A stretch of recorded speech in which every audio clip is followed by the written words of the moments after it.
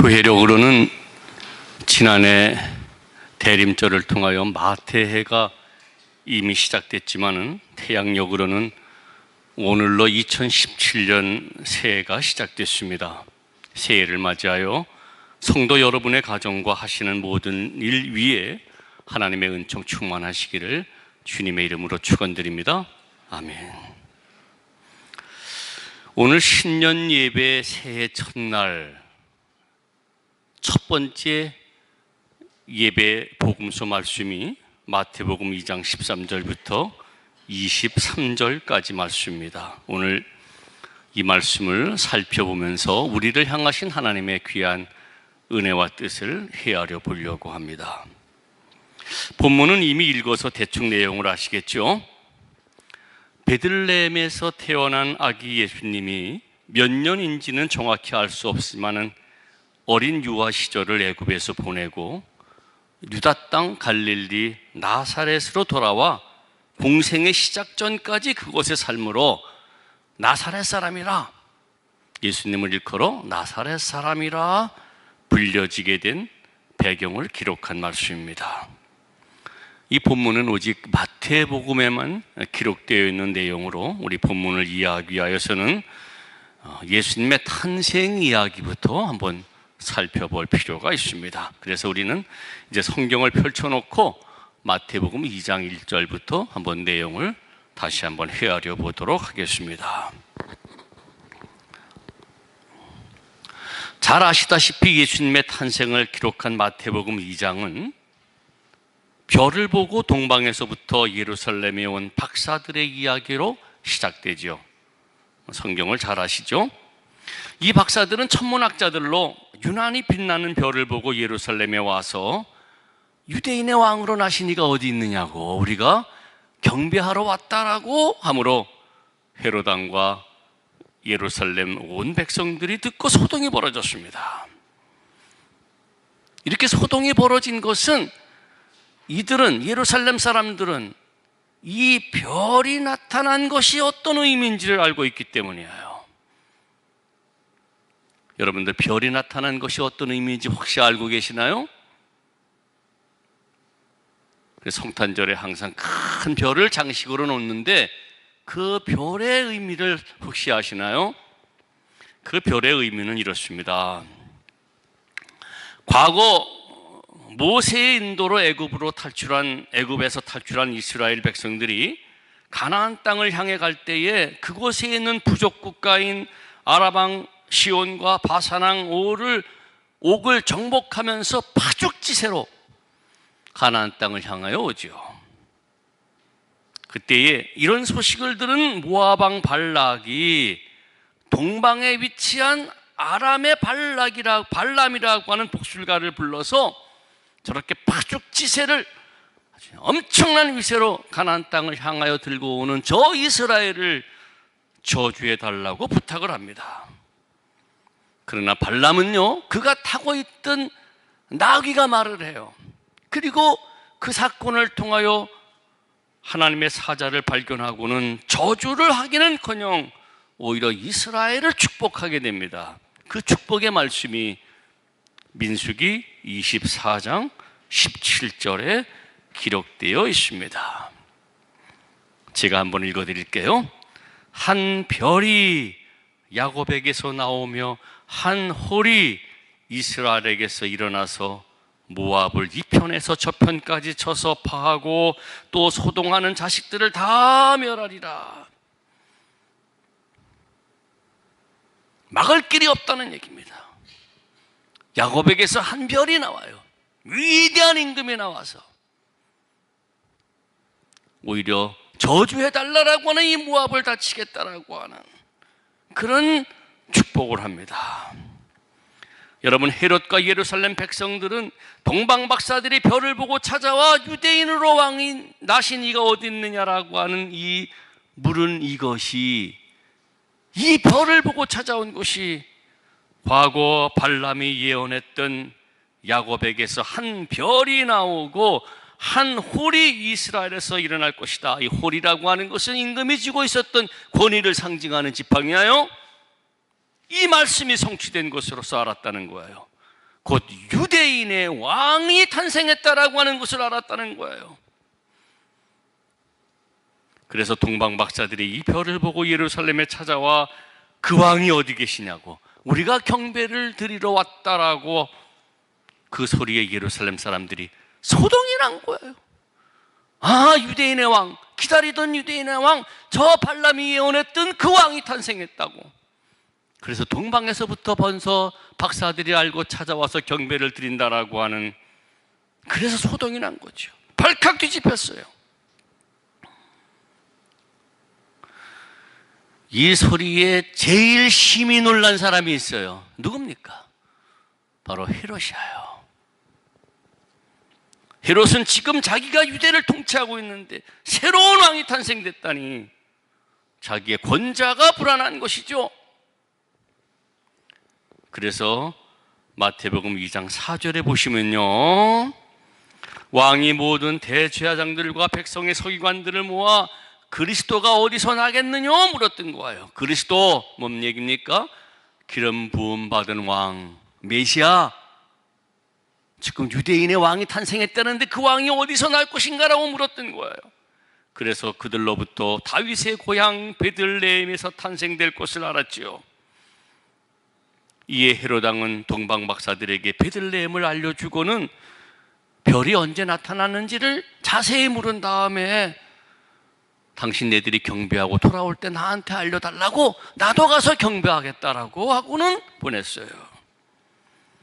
사실 경배하러 함이 아니라 자기 권자가 불안하기 때문에 아기 예수님을 죽이려 했던 것이죠. 이리하여 동방 박사들이 아기 예수님을 경배하여 황금과 유황과 몰약을 예물로 드린 거예요. 그리고 이제 오늘 보면 바로 앞에 있는 12절을 한번 보세요.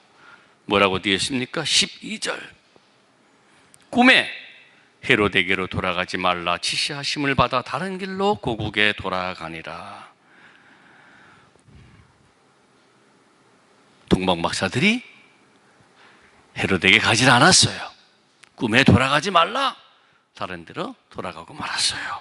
그리고 오늘 본문이 계속되어지는 거예요. 오늘 본문 13절 보실까요? 저희가 떠난 후에, 동방 박사들이 떠난 후에요, 주의 사자가 요셉에게 현명하여 가로되, 꿈에 나타나서 가로되 헤롯이 아기를 찾아 죽이려 하니 일어나 아기와 그 모친을 데리고 애굽으로 피하여 내가 네게 이르기까지 거기 있으라 했던 거예요. 여러분, 헤롯이 누굽니까? 이 헤롯이라고 하는 이름이 성경에 여러 번 등장하기 때문에 혼돈이 있어요. 근데 여기서의 헤롯은 주전 37년부터 주전 4년까지 유대를 통치했던 헤롯 대왕이에요. 그는 폭군으로 유명하죠. 왕위에 오르자 자신의 왕권을 반대했던 헤롯은 에돔 사람이에요. 에돔 사람이기 때문에 유대 백성들이 자기 민족이 아니기 때문에 그의 왕됨을 거부했어요. 그 왕권을 반대했던 당시 실질적 유대 왕가인 하스몬 집안 300명을 다 살해해버리죠. 몰살시켜서 왕족이 나타나지 못하도록 몰살시켰어요. 그뿐만이 아니에요. 자신의 왕권을 유지하기 위하여서 그의 아내 마리암과 장모 알렉산드리아, 또 장남 안티파토를 포함해서 두 아들 알렉산더와 아리스토블루스까지 처형해요. 아내, 장모, 세 아들 모두를 죽여요. 이 왕권이 불안해서 그게 헤롯이에요.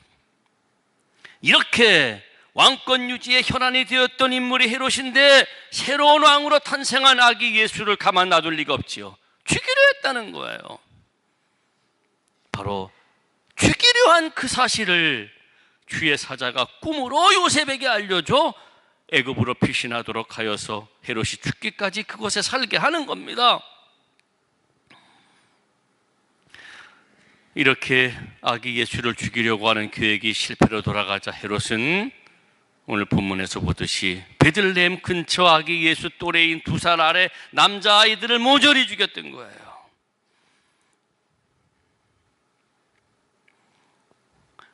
이게 역사적 사실인지 아니면 전승되어 내려오는지는 모르겠습니다만 하여간 이 사건은요 특별한 의미를 전해줘요. 마태복음 독자들이 유대인들이에요. 그래서 이 유아 학살을 통하여 예수님은 과거 이스라엘을 애굽에서 탈출시켰던 위대한 민족 지도자 모세와 같은 인물임을 알려주는 거예요. 여러분 잘 아시죠? 출애굽기 2장 말씀.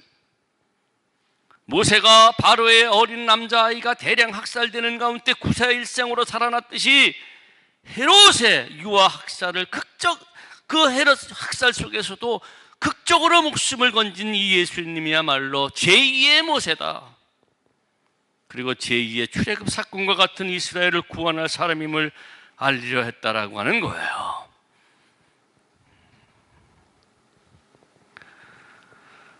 이렇게 아기 예수님은 얼마 동안 애굽에서 젖먹이 시절을 보내요. 그리고 이제 19절을 보세요.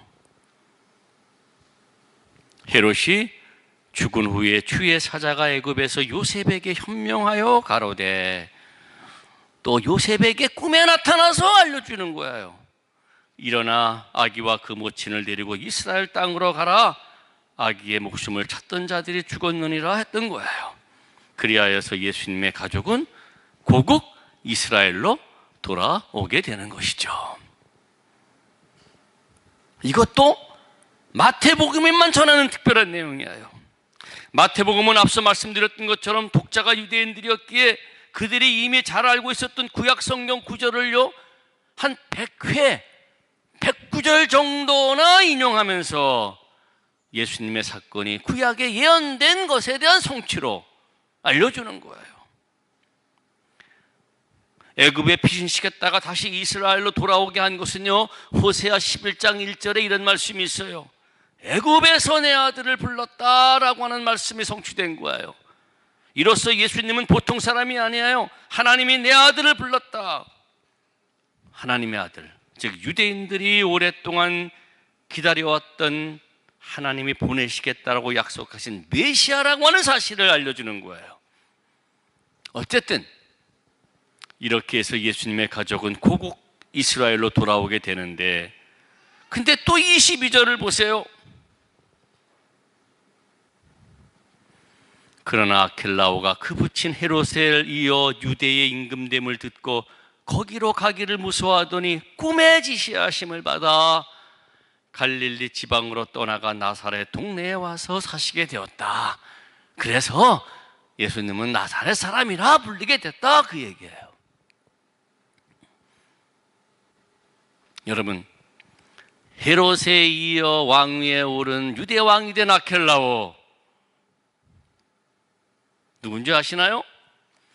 그 사람 역시 아버지와 마찬가지로 자기 왕권을 지키기 위하여 무참히 사람을 죽인 사람이에요. 이스라엘 백성들은요 헤롯이 죽자 그의 아들이 아버지를 이어 왕위에 오르는 것을 거부하면서 민중봉기를 일으켰어요.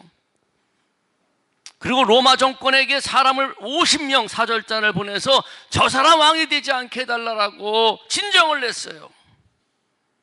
그러나 아켈라오가 로마의 인준을 받아 왕이 되면서 그 민중봉기에 참여했던 3,000명의 사람을 다 죽여요. 그리고 로마 정권에 그의 왕권을 거부하도록 시킨 사절단 50명도 다 죽여버려요. 이런 아켈라오가 다스리는 곳이 유대 땅인데 그곳의 왕으로 태어나신 아기 예수님을 데리고 오는 것, 요셉에게는 너무 불안한 것 아닙니까? 그래서 두려워했던 거예요. 이런 요셉에게 하나님의 사자가 다시 꿈에 나타나서 이제는 아켈라오가 그 라오의 손에 미치지 않는 갈릴리 나사렛, 아켈라오는 유대 땅을 다스리는 분봉왕이에요. 저 갈릴리는 빌립이라고 하는 사람이 통치해요. 그곳에 살게 했다는 거예요. 그리하여 선지자로 하신 말씀대로 예수님이 나사렛 사람이라 불리게 되었다, 그 얘기죠. 사실 어느 선지자가 그런 말씀을 했는지 성경에는 없어요. 단지 이사야 11장 1절에 보면요 이런 말씀이 있어요. 이새의 줄기에서 한 싹이 나며 그 뿌리에 한 가지가 나서 결실할 것이요 라고 하는 말이 있는데, 여러분 이새는 누군지 아시죠? 다윗의 아버지야요. 이새의 줄기에서 한 싹이 나며 그 뿌리에서 한 가지가 나서 결실할 것이요. 요 말씀 속에 싹, 가지라고 하는 히브리어가 네체엘이라고 하는 말인데, 이 말이 나사렛이라고 하는 말과 같은 어근을 가지고 있어서, 그래, 그리스도가 다윗의 후손에서 나올 것이라는 말씀이 성취되었음을 알려준 것이죠. 자, 지금까지 13절부터 23절까지의 내용을 살펴봤어요. 여러분 생각에는 이 본문의 핵심 내용이 무엇인 것 같은가요? 지금 제가 쭉 말씀드렸던 그 전체 내용의 핵심이 뭡니까? 여러분, 하나님께서 예수님을 죽이려는 헤롯 대왕과 그의 아들 아켈라오의 손길에서 구해내셨다라고 하는 것 아닌가요? 이게 중심 내용 아닌가요? 헤롯이 죽이려고 할 때 애굽으로 피신시켜줬고, 귀국 후에는 또 아켈라오의 손길에서 벗어나도록 갈릴리 나사렛에 이주시켜 주심으로 나사렛 사람이라고 불리는 유대인의 왕, 메시아이신 예수님의 생명을 보살펴 주셨다. 그게 오늘 본문 내용이에요. 하나님께서는 메시아이신 예수님의 생명을 보호하기 위하여 4번에 걸쳐서 꿈에 지시하세요. 앞서 읽었던 12절, 꿈에 동방박사들에게 나타나 헤롯에게 돌아가지 말라고 지시하죠. 13절에는 요셉에게 꿈에 나타나서 헤롯이 예수를 죽이려고 하니까 애굽으로 피하라고 알려주죠. 19절에는 헤롯이 죽은 후에 다시 요셉에게 꿈에 나타나서 이제 죽었으니까 귀국하라고 알려주죠. 22절에서 아켈라오가 유대 임금 되어 두려워할 때 또 꿈을 통하여 그럼 갈릴리 나사렛 살도록 알려주는 거예요. 이렇게 4번에 걸쳐서 하나님께서 예수님을 살려주시기 위하여 꿈에서 계속 지시하신 거예요. 여러분, 이스라엘 백성들에게 있어서는 꿈은 말입니다, 하나님의 뜻을 전달받는 수단이에요. 꿈을 통하여 하나님을 만나고 꿈을 통하여 하나님의 말씀을 듣게 돼요. 그리하여 여러분 잘 아시죠? 창세기 28장에 나타난 다윗이 돌베개를 베고 광야에서 잘 때에 그 야곱입니다. 꿈에서 하나님을 만나요. 그래서 하나님으로부터 너 누운 땅을 내가 네게 자손에게 주리니 네 자손이 이 땅의 띠끌같이 동서남북에 편만할 거야. 땅의 모든 족속이 너와 네 자손을 복을 얻을 거야. 내가 너와 함께 있어서 네가 어디로 가든지 너를 지키며 너를 이 땅으로 돌아오게 할 거야. 내가 네게 허락한 것을 다 이루기까지 너를 떠나지 아니할 거야 라고 하는 희망과 위로의 말씀을 광야에서 돌베개 베러 자던 야곱이 들었던 거예요. 꿈에. 또 창세기 37장에서 여러분들 잘 아시죠? 형제들의 시기와 미움을 받았던 요셉이 어느 날 꿈에 11개의 볏집단이 자기 볏집단에다 절을 해요. 해와 달과 11별이 자기에게 절하는 꿈을 꿔요. 이 꿈을 통하여 하나님께서는 언젠가는 자기 형제들이 자기 앞에 절하게 될 날을 제시받잖아요. 그래서 민수기 12장 6절부터 8절에는요, 여호와께서 꿈을 통하여 당신과 당신의 말씀을 예언자들에게 알려주신다라고 해요. 우리 이제 수요일에 예레미야서를 공부하고 있는데 또 이 이야기를 그때 아마 또 할 거예요. 이렇게 하나님은 동방박사들과 요셉에게 아기 예수님이 위험할 때마다 꿈으로 당신의 뜻을 알려주시어 그리스도이신 그분의 생명을 보살펴 주셨다라고 하는 거예요. 그런데 여러분, 하나님께서 그리스도이신 아기 예수님의 생명을 보살펴 주셨다라고 하는 오늘 본문, 그래서 어쩌다는 얘기입니까? 그래요, 하나님이 그렇게 살려주셨는데 그게 어떻다는 얘기입니까? 도대체 하나님의 역사로 아기 예수님의 생명이 보살핌을 받았다라고 하는 이것이 우리에게 무슨 의미가 되느냐는 얘기입니까? 이게 우리와 무슨 관계가 있느냐 얘기예요. 왜 하나님은 우여곡절 속에 마치 스릴 넘치는 영화를 보듯이 예수님을 죽이려고 하는 음모와 위협 속에서 왜 그를 살려줬는지, 그 베들레헴 근처 어린아이들이 무참히 죽는 학살 현장에서 왜 그의 생명을 보살펴줬는지, 도대체 그것이 우리와 무슨 의미가 있느냐 얘기예요. 뭔 관계가 있어서, 왜 그를 살려줬을까요? 예수님이 특별한 생명이기 때문입니까? 예수님이 그리스도이시기 때문입니까? 그래요. 그러나 정확히 말씀드린다면 하나님께서 예수님을 살리신 것은요, 예수님 개인 때문이 아니에요. 예수님을 통하여 구원받아야 할 이 세상 사람들, 곧 지금 신년 예배를 드리고 있는 저와 여러분 때문에 그분을 살려주신 거예요. 모세처럼 그분이 살아야 우리가 살아요. 모세처럼 그분이 살아야 제2의 출애굽, 곧 우리들이 죄악에서 건진받을 수 있기 때문에 살려주신 거예요. 하나님은 이렇게 예수님을 살리사 갈릴리 나사렛 사람이 되게 하시고 그의 공생애를 통하여 당신의 말씀의 참뜻이 무엇인지를 가르쳐 주셨어요. 그리고 하나님의 사랑이 소외된 사람들과 죄인들에게 임함을 여러 치유 사건을 통하여서 알려줬지요. 그리고 끝내는 말입니다. 이렇게 귀하게 살려내시고 인도하신 그 예수님을 골고다 십자가에 죽게 하심으로 그를 믿는 모든 사람들을 죄로 인한 영원한 죽음에서 구해내신 거예요.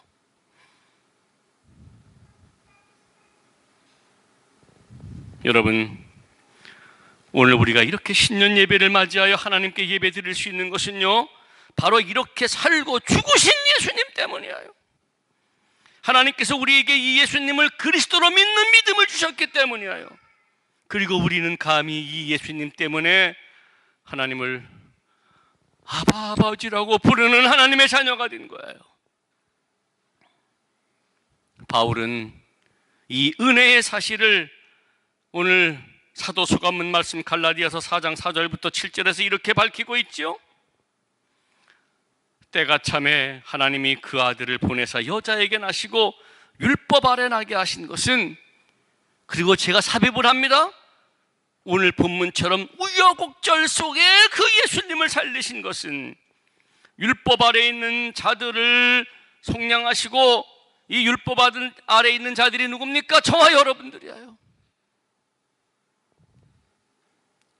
우리를 속량하시고 우리로 아들의 명분을 얻게 하려 하심이라. 너희가 아들인 거로 하나님이 그 아들의 영을 우리 마음속에 보내시사 아바 아버지라고 부르게 하셨느니라. 그러므로 네가 이후로는 종이 아니요 아들이니 아들이면 하나님으로부터 말미암아 유업을 이을 자니라. 사랑하는 여러분, 오늘 우리 이런 은혜를 받은 사람이기에 오늘부터 시작되는 2017년 이 새해를 희망차게 맞이할 수 있어요. 또한 마태의 신년 예배를 통하여 하나님께 감사를 드려요. 오늘 우리가 누구인지를 분명히 알아야 돼요. 우리가 누구인지를 분명히 알아야 돼요. 우리가 누굽니까? 우리 모두 하나님의 자녀들이에요.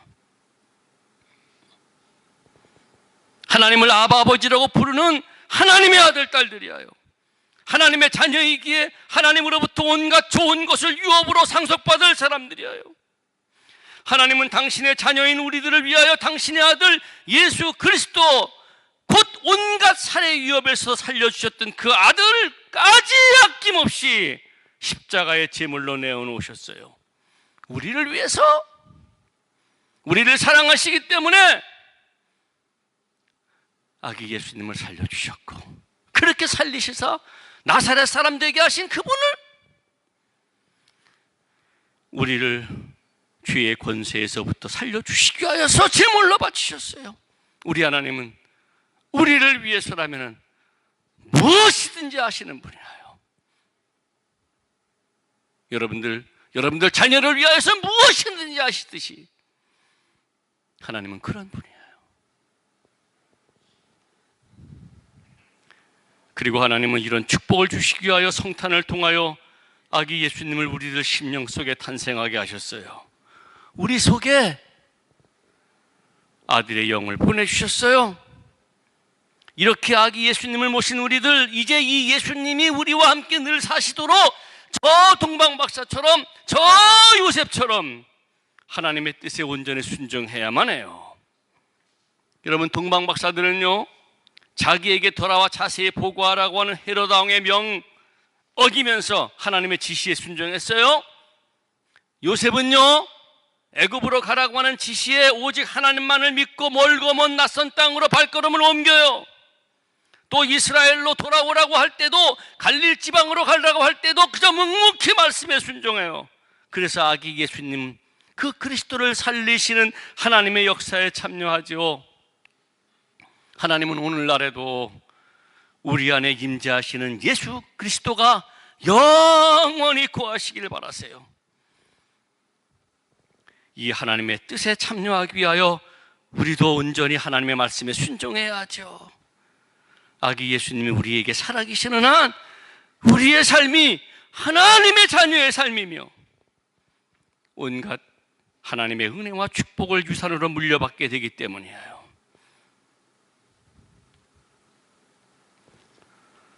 바라기는 밝아온 이 새해, 우리 속에 이미 거룩한 영으로 임재하시는 예수님을 모시고 하나님의 자녀로 살아가기를 바라요.